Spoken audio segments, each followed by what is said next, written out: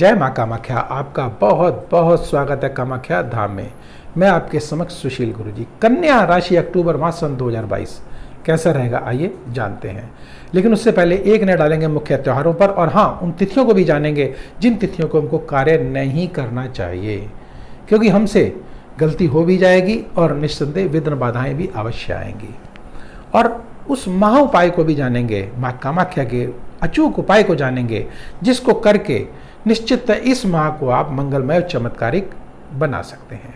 आइए अब प्रारंभ करते हैं और जानते हैं कि मुख्य त्यौहार कौन से हैं।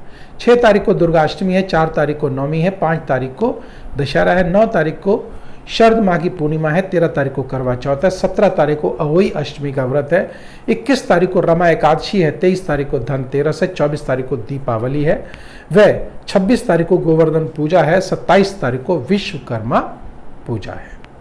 आइए अब उन ग्रहों को जान लेते हैं जो अपना राशि परिवर्तन करेंगे। 16 तारीख को मंगलदेव मिथुन राशि में प्रवेश करेंगे, अर्थात दशम भाव पर विराजित होंगे। 16 तारीख से पूर्व यह भाग्य स्थान पर रहेंगे। जब ये दशम भाव पर आएंगे तो तृतीयेश के और अष्टम भाव के स्वामी जब दशम भाव पर प्रवेश करेंगे, अर्थात दशम भाव ऊंचाइयों का भाव है और तृतीयेश हमारे पुरुषार्थ का भाव है, हमारे कर्म का भाव है, और छठा भाव और अष्टम भाव जो है वह गुप्त स्थान है, पीड़ा का स्थान है। तो पीड़ा के द्वारा, थोड़े कष्टों के द्वारा, निश्चित और पुरुषार्थ के द्वारा आप ऊंचाइयों को अवश्य छुएंगे। सीधा सा समीकरण है ये। और हाँ, साथ में क्योंकि राहु देव भी अष्टम भाव पर बैठे हैं, तो राहु का प्रभाव कहीं ना कहीं पृथकता वर्धक होता है, अलग करने का होता है, या यूं कहेंगे कि मिलते मिलते वस्तु हमको कई बार छूट जाती है। और राहु जहां बैठे हुए हैं इस माह, वह भाव जो है पीड़ा का भाव है, रहस्य का भाव है, तो रहस्यमय तरीके से ये छूटेंगी। और हाँ, निश्चित हमको किसी अपने प्रिय मित्र के द्वारा धोखा भी हो सकता है, सावधान रहने की आवश्यकता। और ऐसा ना हो, इसके लिए एक छोटा सा उपाय करेंगे माँ कामाख्या का। निश्चित इस माह को आप मंगलमय बना सकते हैं। तो आइए जानते हैं और आगे बढ़ते हैं। अब बात करते हैं सूर्यदेव की। सूर्यदेव द्वितीय भाव पर 17 तारीख को प्रवेश करेंगे, जो कि नीच का हो जाएंगे। लेकिन द्वितीय भाव पर धन, परिवार, कुटुंब का भाव है, तो कुटुंब में थोड़ा सा पृथकता या वाणी में तेजी आने के कारण से, क्योंकि केतु देव भी साथ बैठे हैं, गर्म भाव है ये, वाणी पर पहुंचेंगे तो थोड़ा सा एक ईगो आपको दे सकते हैं और तेजी दे सकते हैं, तो थोड़ा सा आपको सावधान रहने की आवश्यकता है। और शुक्रदेव भी क्योंकि यहाँ पर विराजित होंगे 18 तारीख को, तो शुक्रदेव स्व की राशि में पहुंचेंगे और भाग्येश के स्वामी हैं। भाग्य में वृद्धि होगी, निश्चित होगी, और किसी स्त्री के माध्यम से होगी, ये भी बात आप ध्यान रखिए। और जो जातिकाएं स्त्री हैं उनका तो अपने अस्तित्व के से जो है वह आगे बढ़ेंगी, निश्चित उनका एक स्थायित्व आएगा और भाग्य में वृद्धि उनको अवश्य होगी। और शुक्र से संबंधित है तो ऐश्वर्य आराम की जो वस्तुएं हैं या जो लग्जरीज जो चीज़ें हैं वह आपकी अवश्य बढ़ती हुई दिखाई दे रही हैं। शनिदेव पंचम भाव पर बैठे हुए हैं। जो प्रेमी युगल हैं वह थोड़ा सावधान रहें, क्योंकि शनिदेव का अपना स्वभाव है कि वे पृथकताजनक होते हैं, तो पृथक कर सकते हैं या जिद्दी स्वभाव के कारण टकराव पैदा हो सकता है। और बृहस्पति देव सप्तम भाव पर बैठे हैं, तो पारिवारिक जीवन में निश्चित आनंदित होने का माहौल बन रहा है। और अगर आप पार्टनरशिप का अगर व्यवसाय कर रहे हैं तो निश्चित आपको लाभ अवश्य होने जा रहा है। और जो जातक प्रमोशंस जिनके ड्यू हैं उनका प्रमोशन भी अवश्य होने जा रहा है। लेकिन ध्यान रखिएगा कि स्वास्थ्य की दृष्टि से आपको सावधान अवश्य रहना चाहिए।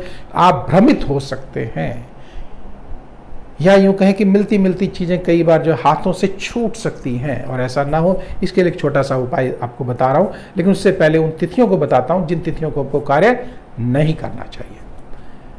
नोट कर लीजिएगा, 1 तारीख, 2 तारीख, 10, 11, 20, 21, 29 और 30 तारीख भूल कर भी इन तिथियों को कार्य ना करें। अगर करना भी पड़े तो एक छोटा सा महा उपाय माँ कामाख्या का करिएगा और इस माह को मंगल में बनाएगा। और स्वास्थ्य की दृष्टि से भी, या जो ग्रह अशुभ हैं उनको भी आप शुभता में परिवर्तित कर सकते हैं। विशेषतः मैं आपको बता देना चाहता हूँ कि जो जातक शेयर बाजार से आज के युग में ज़्यादा जुड़े हुए हैं उनके लिए एक विशेष जानकारी है कि इस माह सोच समझकर धन का निवेश करें, क्योंकि राहु देव अष्टम भाव पर बैठे हैं, धोखे के संकेत ज़्यादा हैं। और फिर भी अपनी मूल कुंडलियों में राहु की स्थिति को अवश्य आप आंक लें। अगर आपकी मूल कुंडली में राहु की स्थिति अगर उच्चतम अगर है तो यहाँ से वह गुप्त तरीके से आपको धन दे सकते हैं और प्रचुर मात्रा में आपको धन मिल सकता है। लेकिन मूल कुंडली में राहु की स्थिति उचित होनी चाहिए। आइए पहले उस महा उपाय को जान लेते हैं। सबसे पहले तो आपको एक छोटा सा उपाय जो कि बिना किसी पैसे का है, वह क्या है? आपके घर में जो बड़े बुजुर्ग हैं, दादा दादी, नाना नानी या चाचा चाची, उनके आप जो है पैर अवश्य छुएं, उनका चरण स्पर्श करें और उनका आशीर्वाद अवश्य लें। दूसरी बात, आप थोड़ा सा केसर आप अपनी जुबान पे रखिएगा और पानी के साथ या दूध के साथ आप उसको ले सकते हैं। तीसरा, एक छोटा सा मंत्र है माँ कामाख्या का, उसको अगर करेंगे तो निश्चिततः इस माह को आप मंगलमय अवश्य बना सकते हैं। वह मंत्र है क्षौम ओम ओम ऊठा। और अगर कोई विशेष जानकारी अगर आप लेना चाहते हैं, कोई अज्ञात विघ्न बाधाएं जीवन में आ रही हैं, तो माँ कामाख्या का आशीर्वाद लेकर के और आप अपने जीवन को सफल बना सकते हैं। नंबर स्क्रीन पर चल रहे हैं। व्यक्तिगत रूप से भी आप हमसे संपर्क कर माँ कामाख्या धाम में संपर्क कर सकते हैं और इन संकटों से निजात पा सकते हैं। तो अब मुझे दीजिए आज्ञा। जय माँ कामाख्या।